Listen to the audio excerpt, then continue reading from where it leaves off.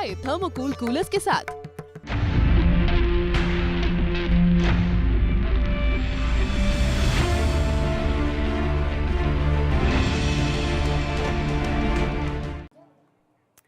तो लॉकडाउन 3 शुरू होने के साथ ही देश में शराब की भी छूट दे दी गई है, जिसके बाद अब यूपी में भी 2 दिनों से शराब मिल रही है। सुबह 10 बजे से शाम 7 बजे तक प्रदेश में शराब बिक्री जारी है, लेकिन भाजपा के ही कुछ नेता अब इसके खिलाफ हो गए हैं। कानपुर से भाजपा सांसद सत्यदेव पचौरी ने शराब की दुकान खोलने का विरोध करते हुए सीएम योगी को खत लिखा है। तो बलिया से विधायक सुरेंद्र सिंह ने भी अपनी सरकार का विरोध जताया है। इसके अलावा गाजियाबाद के साहिबाबाद विधानसभा क्षेत्र से बीजेपी विधायक सुनील शर्मा ने भी मुख्यमंत्री को चिट्ठी लिखी है कि शराब की दुकानें बंद की जाएं। उनके मुताबिक अगर शराब बेचना जरूरी है तो शराब की कीमत दोगुनी कर ऑनलाइन बिक्री की जाए।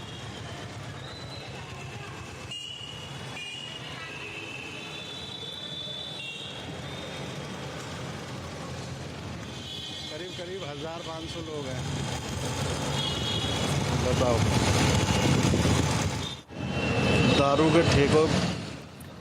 तो देखिए, आप तस्वीरें देखिए, ये जो तस्वीरें आ रही हैं इसके बाद सवाल उठना तो लाजमी है, लेकिन जब अपनी ही सरकार पर सवाल खड़े होने लगे तो फिर इस फैसले पर और भी सवाल गहरे हो जाते हैं। अपनी ही सरकार पर सवाल खड़े किए हैं। शराब बिक्री को बंद करने की मांग जो है वो की गई है। कानपुर से सांसद सत्यदेव पचौरी ने मांग उठाई है। बलिया के विधायक ने भी, सुरेंद्र सिंह ने भी ये मांग उठाई है। तो भाजपा के 3 विधायकों ने सीएम को खत लिखा है और बिक्री बंद करने की मांग की है। सवाल शराब बिक्री पर खड़े हो रहे हैं क्योंकि शराब बिक्री के दौरान मानकों का ध्यान नहीं रखा जा रहा है। सोशल डिस्टेंसिंग पूरी तरीके से टूट रही है। करीब 1500 लोग हैं।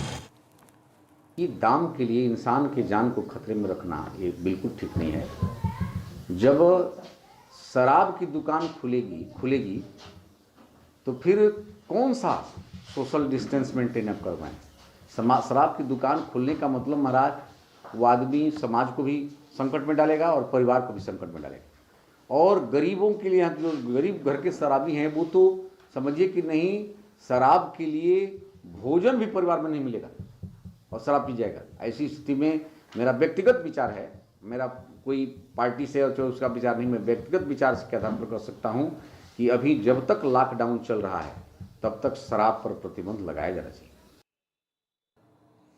तो आपने सुना, सुरेंद्र सिंह कह रहे हैं कि शराब पर प्रतिबंध लगाया जाना चाहिए। बताओ, दारू के ठेकों।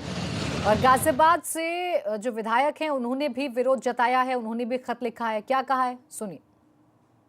2 दिन से समाचार जो चैनल्स पर आ रहे हैं और जो सूचनाएं प्राप्त हो रही हैं, लंबे लॉकडाउन के बाद एकदम शराब के ठेकों पर लंबी लाइन लग गई है और इतनी लंबी लाइन लगी है कि उसमें सोशल डिस्टेंसिंग का पालन ठीक से नहीं हो पा रहा।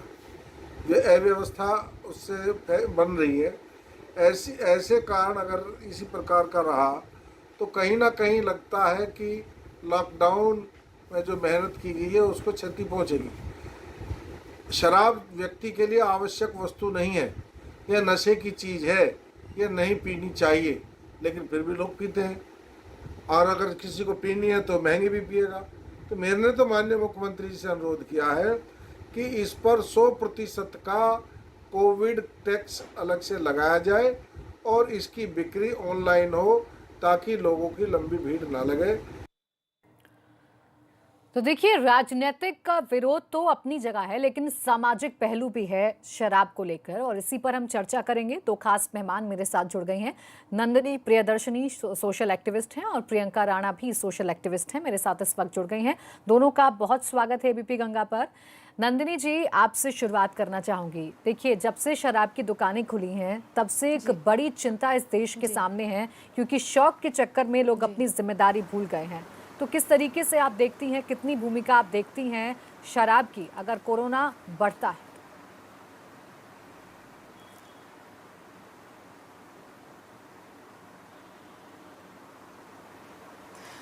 जी देखिए, अगर आप फ्रेश आंकड़ों को देखिए तो कल 3000, मेरी आवाज़ एको कर रही है। आपकी आवाज़ आ रही है नंदिनी जी, आप कहिए, अपनी बात रखिए। एको कर रही है, मेरी आवाज़ एको कर रही है, प्लीज़ इस एको को ठीक करवाइए। देखिए ठीक है नंदिनी जी, आप बोलिए, इतने में दुरुस्त हो जाएगी आपकी आवाज़। जी देखिए, अगर आप फ्रेश आंकड़ों को देखिए तो कल 3,900 के लगभग जो केसेस हैं वो सामने आए हैं और 200 के लगभग डेथ्स जो हैं वो हुए हैं। और एक दिल्ली में पुलिस कांस्टेबल है जो पूरी तरह से हेल्दी था, लेकिन कोविड के संक्रमण से उसकी डेथ हो गई, उसकी सडन डेथ हुई। तो ये एक इशू ऑफ कंसर्न है। और जैसा कि देखा गया कि लिकर शॉप्स के बाहर लंबी लंबी लाइनें लगी, तो पूरी तरह से सोशल डिस्टेंसिंग का उल्लंघन हुआ है। ज़रा सोचिए कि किस तरह से वहाँ पे जो लोग जो खड़े थे वो वापस अपने घर गए होंगे, और उनके साथ जो घर की जो महिलाएं हैं, जो बच्चे हैं, जो मासूम बच्चे हैं, उनके लिए भी उन्होंने संक्रमण का जो खतरा है वो बढ़ा दिया है। आप मार्च 2020 के आंकड़ों को अगर देखिए तो डोमेस्टिक वायलेंस के केसेस और अब्यूज के केसेस जो है उनमें बढ़ोतरी हुई है। और WHO की रिपोर्ट्स को अगर आप देखिएगा तो लिकर और डोमेस्टिक वायलेंस में एक डायरेक्ट कोरिलेशन है। तो जाहिर सी बात है कि ये एक इशू ऑफ सोशल कंसर्न है। देखिए, जो मिडिल क्लास लोग हैं, जो अपर मिडिल क्लास लोग हैं जी, वो ऐसे भी कहीं ना कहीं से लिकर जो है उनको अवेलेबल हो जाएगा, लेकिन उस लाइन में कई सारे गरीब तबके के लोग भी जो थे वो खड़े थे। और वो जो गरीब तबके के लोग हैं जिनके पास एक लिमिटेड अमाउंट है पैसों का, वो राशन से ज़्यादा, अपने बच्चों के स्वास्थ्य से ज़्यादा, अपनी महिलाओं के स्वास्थ्य से ज़्यादा, उनके पोषण से ज़्यादा वो उस बॉटल पे खर्च करना ज़्यादा पसंद करते हैं। तो मुझे लगता है कि देखिए, जो रेवेन्यू, जो स्टेट का, जो सरकार का जो एक रेवेन्यू डिपेंडेंस है, थर्ड लार्जेस्ट रेवेन्यू का रिसोर्स है लिकर, तो मुझे लगता है कि सरकार को सबसे पहले तो अपना जो डिपेंडेंस है रेवेन्यू पर, उसको कम करना होगा। सरकार हमेशा ये सोचती है कि उसको लिकर से रेवेन्यू मिलेगा, लेकिन अगर 1 रुपए सरकार उस बॉटल पर कमा रही है तो 2 रुपए उसको हेल्थ सर्विसेज पे गंवाना होगा, और यूथ की लॉस ऑफ प्रोडक्टिविटी तो होगी ही होगी। तो मुझे लगता है कि सरकार को अपना जो रेवेन्यू डिपेंडेंस है इस पे कम करना होगा, और रेवेन्यू जनरेशन के कुछ और भी तरीके हो सकते हैं जिस पर सरकार को सोचना होगा, सीरियसली सोचना होगा। बिल्कुल नंदिनी जी, देखिए ये सीरियस इशू तो है, जैसा आपने भी जिक्र किया कि जो सबसे ज़्यादा प्रभाव पड़ रहा है वो गरीब तबके पे पड़ रहा है, क्योंकि अब राशन की जगह वो लिकर खरीदने के लिए लंबी लंबी लाइनों में लगे हुए हैं। प्रियंका राणा जी, क्या आपकी भी यही चिंता है शराब बिक्री को लेकर? क्योंकि एक तरफ देखिए कोरोना को तो खुले तौर पर आमंत्रण दे रहे हैं, निमंत्रण दे रहे हैं, सोशल डिस्टेंसिंग नाम की कोई चीज़ है ही नहीं। दूसरी तरफ जो तमाम घटनाएं हैं जो अभी तक रुकी हुई थी, डोमेस्टिक वायलेंस की या किसी और तरीके की घटना की, उनमें अब तेजी आएगी, आपको भी लगता है प्रियंका जी? जी प्राची, और अगर आप देखें तो देखिए पूरे देश के लिए एक संकट की घड़ी आ गई है, क्योंकि 40 दिन का लॉकडाउन ऑलमोस्ट फेल ही हो गया है, क्योंकि आपने इतनी लंबी लंबी लाइनें लगा दी हैं, सोशल डिस्टेंसिंग कोई फॉलो नहीं कर रहा है। और कमाल की बात तो ये है, जिस देश के अंदर मंदिर, मस्जिद, गुरुद्वारे बंद है, आपकी पाठशाला, एजुकेशन इंस्टीट्यूशन बंद है, वहाँ पे आपने मधुशाला खोल दी है।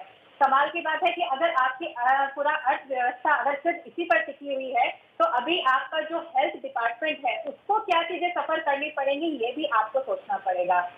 तो सरकार को ये चीजें बहुत सोच समझ के करनी चाहिए थी। अगर आपको खोलना भी था तो आपको पूरे प्रॉपर प्लानिंग के साथ खोलना चाहिए था, जो आपने नहीं किया। अभी पंजाब सरकार ने पूरा सोशल डिस्टेंसिंग के साथ खोलने की प्लानिंग की है, साथ में ऑनलाइन जो है इसकी पूरी प्लानिंग की है, लेकिन उससे पहले हमारी सेंट्रल गवर्नमेंट को ये सब प्लानिंग करके तब ये सब चीज खोलनी चाहिए थी तभी। और ये नेसेसिटी की चीज नहीं है। आज आपने एक गरीब परिवार को पूरी तरीके से खतरे में डाल दिया है। उसके घर में जो औरत अपने पैसे बचा करके रखे हुई थी कि कभी मुसीबत की घड़ी में हम लोगों को काम आएगा, लॉकडाउन के समय में काम आएगा, क्योंकि सारी फैक्ट्रीज बंद है, सारे आपके काम जो है वो बंद पड़े हैं, कमाई का कोई जरिया नहीं है, उसके सारे पैसे उस आदमी ने खर्च कर दिए होंगे जिसको नशे की लत लगी हुई है। उसके घर में दूध का पैकेट नहीं आ रहा है, बच्चे भूखे बैठे हुए हैं। आज मुझे बताइए, सरकार हमारी भी एनजीओ है, हम फूड डोनेशन करते हैं, लेकिन हम लोग भी डिपेंडेंट हैं लोगों के डोनेशन के ऊपर। आज कोई हमें डोनेशन नहीं देगा, क्योंकि वो कहेगा ये देखिए कितनी लंबी लंबी लाइन है, ये लोग तो शराब बेच करके उड़ा देंगे। लेकिन उनको ये नहीं पता है कि उनकी जो महिलाएं हैं, वो किस तरह से इसको सफर करेंगी। काफी लोग तो ऐसे भी हैं जो अपनी पत्नियों को पीट करके छोड़ देते हैं और वो इस टाइम पे जो ओपीडी खुली भी नहीं है, डॉक्टर की हेल्प भी नहीं ले पाएंगी। तो आप सोचिए किस तरह से पूरा देश आज संकट की घड़ी में है और किस तरह से सरकार ने एक अपना जो लापरवाही का रवैया अपनाया है, ये बहुत ही चिंताजनक है और मैं इसको बहुत ज्यादा निंदनीय कहूँगी। बिल्कुल, देखिए अपने अपने पक्ष हैं इस पर ज़रूर। नंदिनी जी, जैसा आपने कहा, आप दोनों ही ये कह रही हैं कि रेवेन्यू जो है वो इससे आता है, इस बात से तो खैर बिल्कुल इनकार नहीं किया जा सकता है। तो फिर क्या विकल्प हो सकते हैं? पूरी तरीके से सरकार के फैसले को हम गलत भी नहीं कह सकते, क्योंकि सरकार को सैलरी भी देनी है राज्य कर्मचारियों की, तमाम जो मेडिकल फैसिलिटीज़ हैं उनको भी दुरुस्त करना है, जो गरीब हैं उन तक खाना भी पहुँचाना है। तो रेवेन्यू की ज़रूरत तो है नंदिनी जी।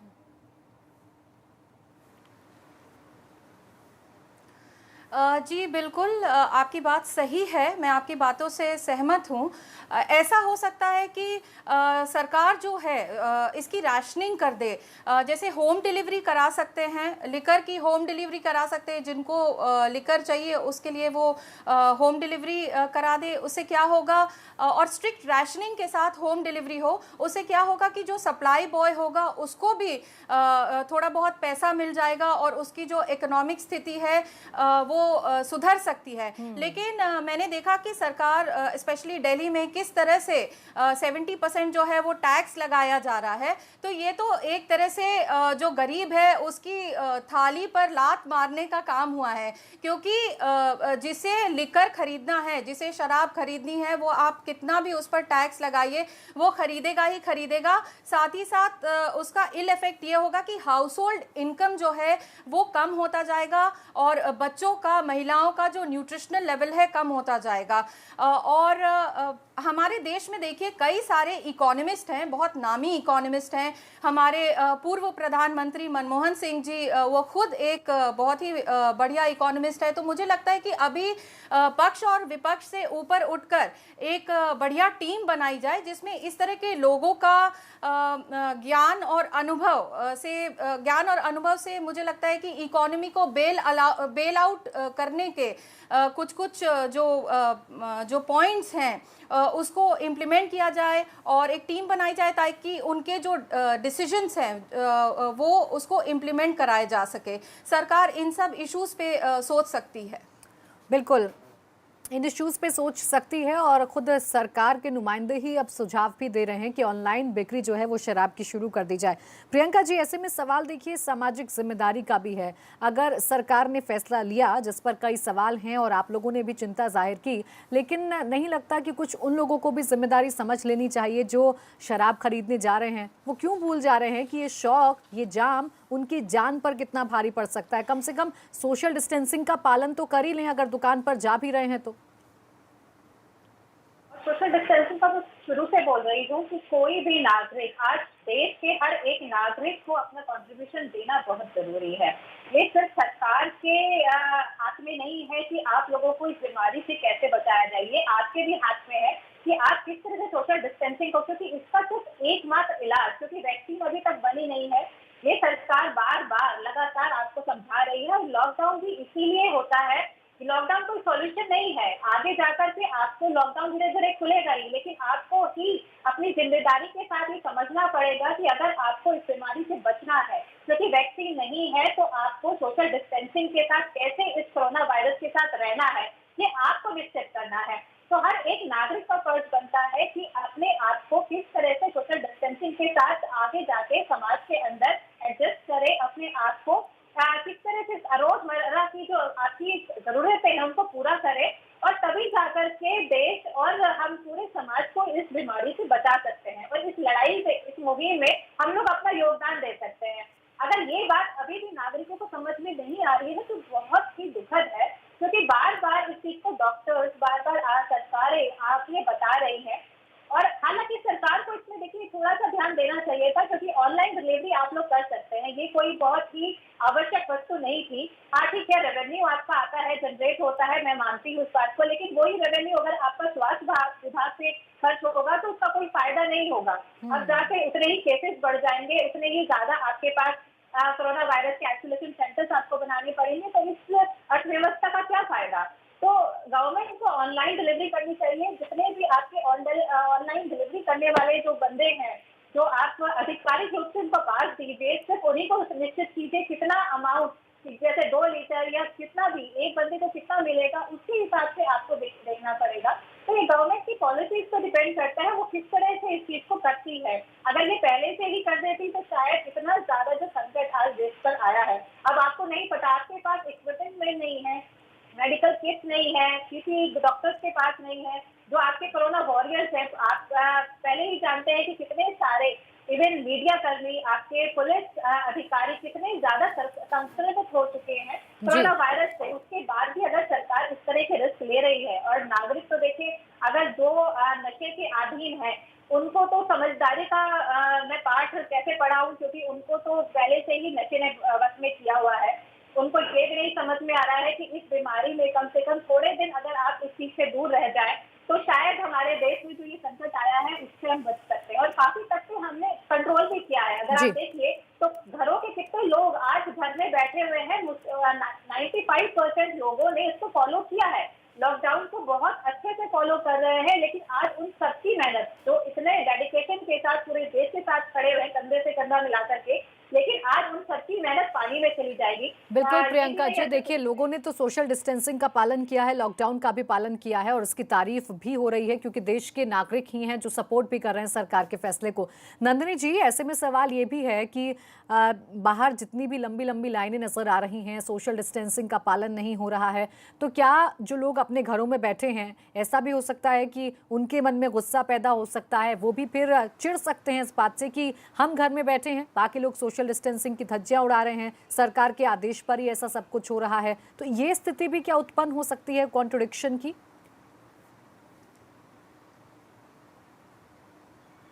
जी बिल्कुल, और मुझे लगता है कि सरकार को एक बहुत ही जिम्मेदार पिता के रूप में सामने आना होगा और बहुत ही प्रबलता से काम करना होगा। मुझे लगता है कि अफरा तफरी में जिस तरह के डिसीजंस लिए जा रहे हैं, ये लॉकडाउन का डिसीजन जो है बहुत ही सराहनीय है और लोगों ने इसका पूरे डिसिप्लिन के साथ पालन किया है। लेकिन जो ये अफरा तफरी में आए दिन जो डिसीजंस आते हैं, कभी लिकर शॉप्स खोल दिया, ये बहुत ही कन्फ्यूजन की स्थिति लोगों के मन में पैदा करते हैं। तो मुझे लगता है कि सरकार को सबसे पहले तो पूरी प्लानिंग के साथ सामने आना होगा और एक फेज्ड आउट मैनर में लॉकडाउन को खोलने की बात करनी होगी, या फिर जो भी उनको दुकानें खोलनी है उसको पूरी प्लानिंग के साथ सामने रखना होगा और लोगों को समझाना होगा कि किस तरह से सोशल डिस्टेंसिंग का पालन किया जाए। देखिए, एक बहुत ही महत्वपूर्ण पहलू जो सामने आया है, बहुत इंपॉर्टेंट एस्पेक्ट, वो माइग्रेंट लेबरर्स का है। और इस लॉकडाउन की वजह से बहुत ही ज़्यादा जॉबलेसनेस जो है वो हुई है। आप अगर आंकड़ों को देखें तो ओनली मुझे लगता है कि 12% जो लोग हैं वो फॉर्मल सेक्टर में हैं और बाकी लोग जो है सोशल सिक्योरिटी बेनिफिट स्कीम से भी कई सारे लोग जो हैं वो कवर नहीं हो पाते हैं।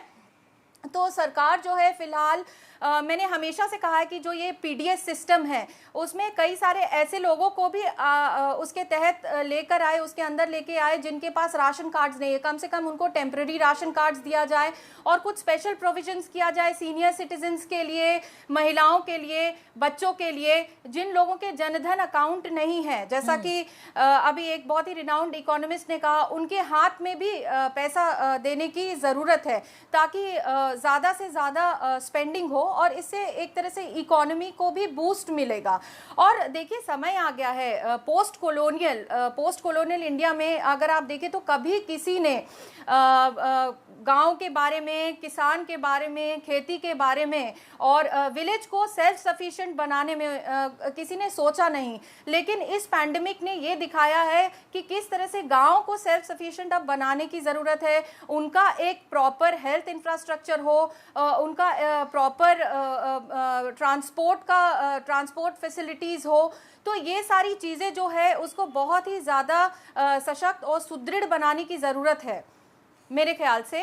और बिल्कुल, ये जो मुझे चीजें हैं लगता ये है तो कि दुरुस्त आगे आने वाले दिनों में पहले इस पैंडेमिक से डील कर लिया जाए और आगे आने वाले दिनों में हेल्थ बिल्कुल इंफ्रास्ट्रक्चर पे नंदनी बहुत जी, ज्यादा देखिए काम बहुत करने की सही जरूरत बात है, आपने क्योंकि कही है आज कि भी देखिए आपाधापी में डॉक्टर्स तो जो फैसला है सरकार को नहीं लेना किस तरह चाहिए, से पूरी इन्फेक्ट तरीके हो रहे से हैं। स्ट्रैटेजी तो होनी चाहिए। आप बने रहिए दोनों मेरे साथ, चर्चा इस पर करेंगे। फिलहाल यहाँ पर वक्त एक छोटे से ब्रेक का है, जल्द लौटेंगे और फिर से एक बार जानेंगे कि शराब की बिक्री कितनी खतरनाक हो सकती है।